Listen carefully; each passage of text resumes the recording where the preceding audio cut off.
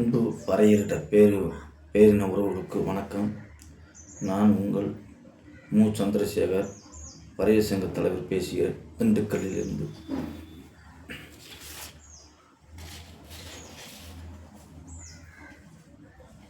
பறையர் பேரின மாநாடு, இன எழுச்சி மாநாடு என்று திண்டுக்கல் மாநகரத்தில் நடைபெற உள்ளது.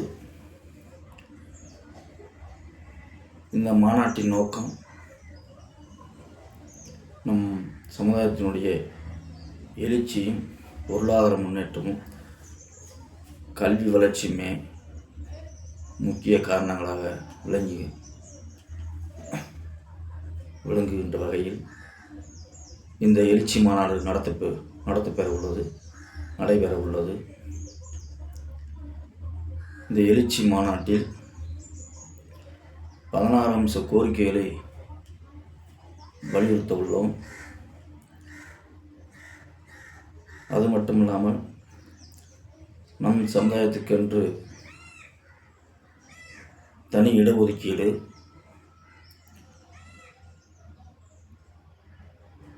நம் சமுதாயத்துக்கென்று தனி நல வாரியம் என பல்வேறு கோரிக்கைகளை முன்வைத்து இந்த மாநாட்டின் வாயிலாக வைக்க இருக்கின்றோம். இந்த கோரிக்கையை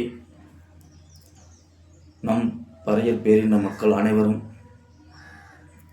ஒற்றுமையுடன் இந்த மாநாட்டை வெற்றி பெற செய்து நமது கோரிக்கைகளையும் நமது மக்கள் செல்வாக்கையும் பேரளவில் நாம் சொல்லிக் கொண்டிருக்கின்ற இந்த தமிழகத்தில் 2 கோடி மக்கள் தொகை இருக்கின்றோம் என்று பெருமை பேச அளவிற்கு இல்லாமல், உண்மையிலேயே இந்த தமிழகத்தில் இந்த பறையர் பேரினம் பறந்து விரிந்து கிடக்கின்றன என்பதை வலியுறுத்தும் விதமாக இந்த மாநாட்டினுடைய சிறப்பு இருக்கும். இதற்கு மக்களாகிய இந்த சமூக உறவுகள் அனைவரும் ஒன்று திரண்டு இந்த பேரின மாநாட்டினை வெற்றி பெறச் செய்ய அன்போடு அழைக்கின்றோம். இவன் மு. சந்திரசேகர், பறையர் சங்க தலைவர், திண்டுக்கல்லிலிருந்து.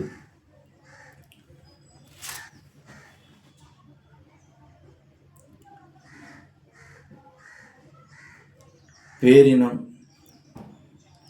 இந்த மாநாட்டின் நோக்கம் தமிழகத்தின் சட்டமன்ற தேர்தலில் ஆரம்பத்திலிருந்து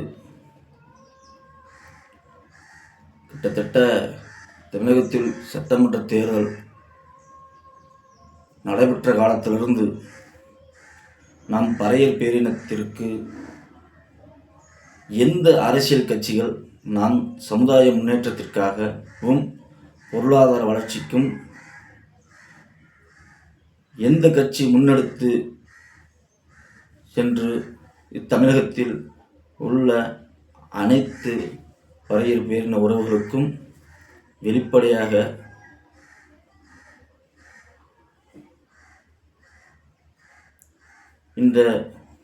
எந்த கட்சி இந்த பறையர் பேரினத்திற்கு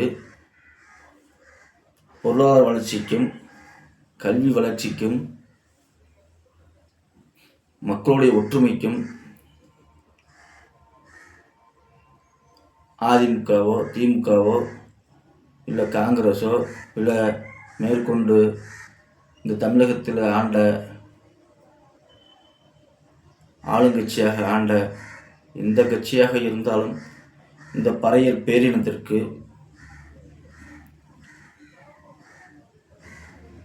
என்ன செய்தார்கள் என்பதை இம்மேடையின் வாயிலாக வெளிப்படையாக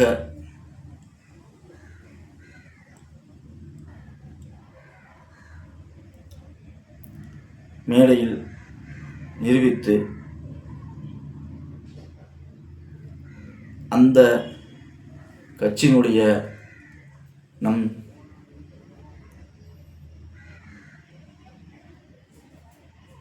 நம்மளுடைய வாழ்வாதாரத்திற்கும் நம்மளுடைய ஒற்றுமைக்கும் நமக்கு தேவையான அடிப்படை வசதிகளையும் எந்த கட்சி நமக்கு முழுமையாக இதற்கு முன்னாடி செய்து கொடுத்ததோ இல்லை இன்றளவும் செய்து கொண்டிருக்கிறதோ அந்த கட்சிக்கு நாம் பறையர் பேரின உறவுகள் அனைவரும்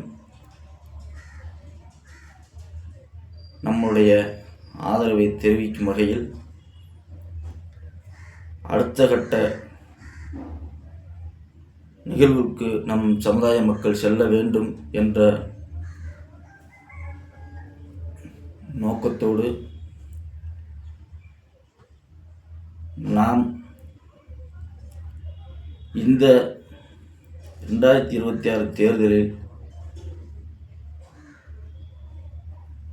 நமக்கான கட்சி எது என்று நம் ஒட்டுமொத்த தமிழ் மக்களும் தமிழ்நாட்டில் வாழும் அனைத்து பறையர் பேர் உறவுகள் அனைவரும் நல்ல சிந்தித்து செயல்பட்டு வருகின்ற தேர்தலில் வாக்களித்து நம் சமூக ஒற்றுமைக்கும் பொருளாதாரத்துக்கும் வித்திட வேண்டுமாய் கேட்டுக்கொள்கிறேன்.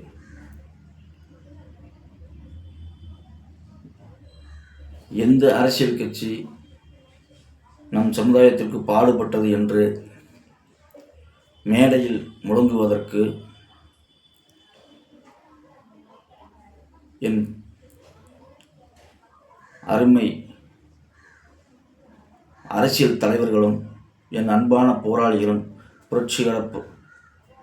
புரட்சியாளர்களும் இந்த மாநாட்டில் கலந்து கொண்டு நம் சமூக மக்களுக்கு எந்த கட்சி, மீண்டும் மீண்டும் சொல்கிறேன், நம் சமுதாயத்திற்கு எந்த கட்சி நன்மை விளைவித்தது, எந்த கட்சி நமக்கான தேவைகளை புறக்கணித்தது என்று விளக்கும் வகையில் தலைவர்கள், தமிழ்நாட்டில் உள்ள இந்தியாவில் உள்ள அனைத்து பறையர் பேரின தலைவர்களும் புரட்சியாளர்களும் போராளிகளும் இதில் கலந்து கொண்டு இந்த மாநாட்டை சிறப்பித்து இந்த மக்களுக்கு நல்வாழ்வு வழிவகுத்திட, ஒற்றுமைப்படுத்திட, பொருளாதார மேம்பாடு அடைந்திட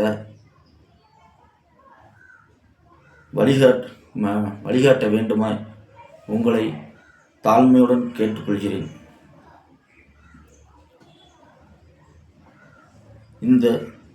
இந்த மேடை பறையர் பேரினத்தின் எழுச்சி மேடையாக இருக்க வேண்டும். ஒற்றுமையே பலம், ஒற்றுமையே பலம். என் உறவுகள் அனைவருக்கும் மீண்டும் வணக்கத்தை கூறி விடைபெறுகிறேன். நன்றி, வணக்கம்.